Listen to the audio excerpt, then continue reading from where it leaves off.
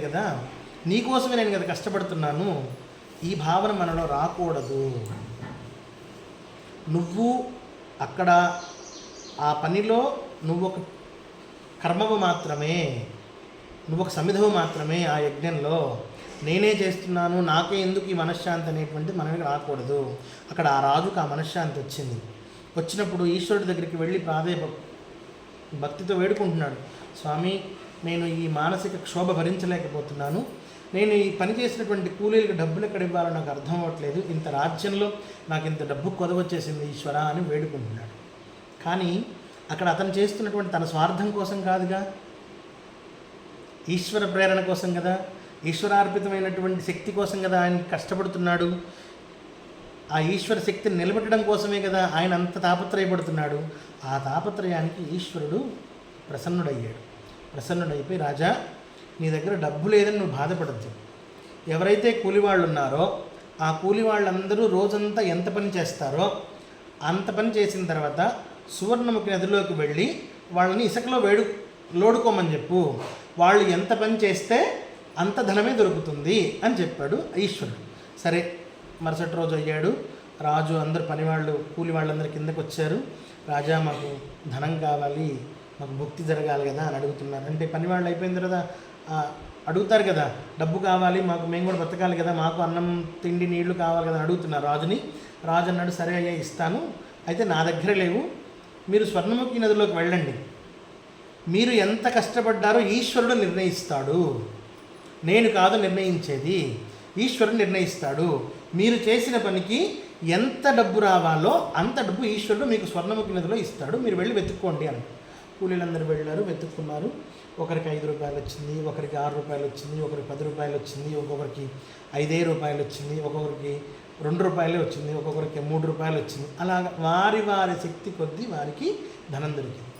కానీ ఇక్కడ మనం గమనించాలి, వారి వారి శక్తి కొద్దీ వారికి ధనం దొరికింది, మన శక్తి కొద్దీ మనకి ధనం దొరుకుతుంది. ఎటువంటి ధనం?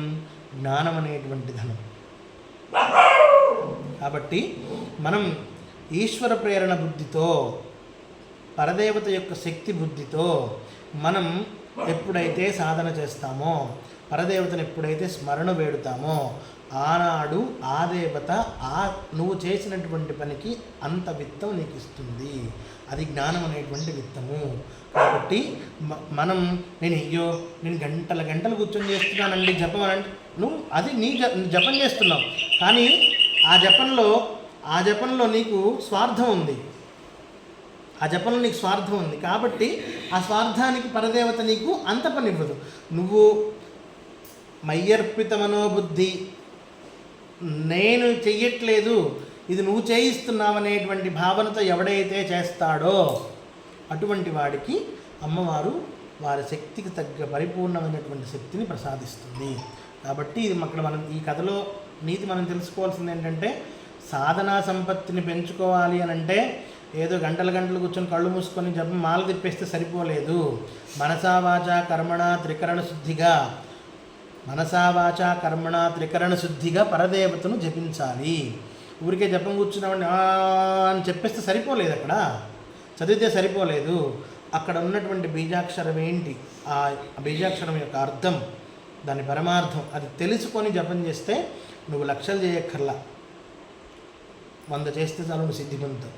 కాబట్టి అటువంటి బుద్ధిని మనకు కలిగించాలని పరదేవతని ఆ జగన్మాత ఈ భూత భవిష్యత్ వర్తమాన కాలాల్లోనూ, వాసనాత్రయమైనటువంటి అవస్థాత్రయాల్లోనూ, ఈ కాలత్రయాలలోనూ అన్నిట్లోనూ పరదేవత ఉందని మనం గమనించి, 3 కాలాల్లోనూ పరదేవత స్వయంగా తానే ఇక్కడ ఉన్నదని గమనించి ఒళ్ళు దగ్గర పెట్టుకొని ఎవరైతే సాధన చేస్తారో వారందరికీ అమ్మవారి అనుగ్రహం కలుగుతుంది. లోకా సమస్త సుఖినో భవంతు, సమస్త లోకాన్ సుఖినో భవంతు.